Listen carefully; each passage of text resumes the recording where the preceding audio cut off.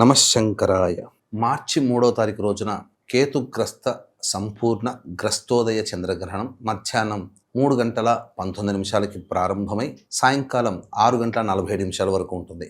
ఇదే రోజున హోళీ పండుగ, పాల్గొన పౌర్ణమి కాబట్టి ఈ సందర్భంగా చాలామందికి ఒక సందేహం ఏంటంటే, ఈ పండుగ ఎప్పుడు జరుపుకోవాలి? 3వ తారీఖా, 4వ తారీఖా? గ్రహణం వచ్చింది కదండి, పండుగ జరుపుకోకూడదేమో అని అంటారు. అయితే మన భారతదేశంలో ఒక్కొక్క ప్రాంతంలో కొన్ని మానములు అనేటువంటివి ఉంటాయి, అంటే ఆ అనుసరించే పద్ధతులు. మనది చాంద్రమానం కాబట్టి ప్రతి శుభలేఖలో కూడా స్వస్తిశ్రీ చాంద్రమాన వ్యవహారిక అంటూ వస్తుంది. అదే నార్త్ సైడ్ వాళ్ళైతే బారహస్పత్యమానము, ఢిల్లీ, యూపీ అట్లాంటి పరిసర ప్రాంతాలు, ఈశాన్యము, అలాగే ఈ తమిళనాడు, కేరళ రాష్ట్ర ప్రాంతాల్లో సౌరమాన ప్రకారం. కాబట్టి మనది చాంద్రమాన ప్రకారం కాబట్టి పౌర్ణమి తిథి ఎప్పుడు ఉంటుందో అదే రోజు హోళీ పండుగ.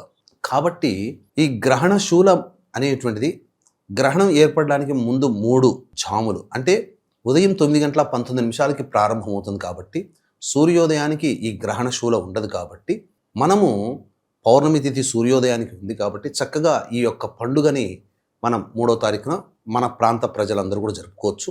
ఈ యొక్క కొన్ని ప్రాంతాల్లో ఈశాన్య తూర్పు ప్రాంతాలలో ఉన్నటువంటి వాళ్ళు 4వ తారీఖు రోజున పండుగ జరుపుకుంటారు. కాబట్టి ఈ తేడాన్ని గమనించుకొని అందరూ మన వాళ్ళైతే 3వ తారీఖు రోజున జరుపుకోవడమే శాస్త్ర సమ్మతము. అందున 11 లేదా మ్యాక్సిమం 12 గంటల వరకు కూడా ఈ హోళీ పండుగ సంబరాలన్నీ పూర్తి చేసుకొని స్నానాది కార్యక్రమాలు ముగించి భోజనం చేసుకొని 12 లోపల భోజనం చేసుకునే అవకాశం మీరు చూసుకోండి.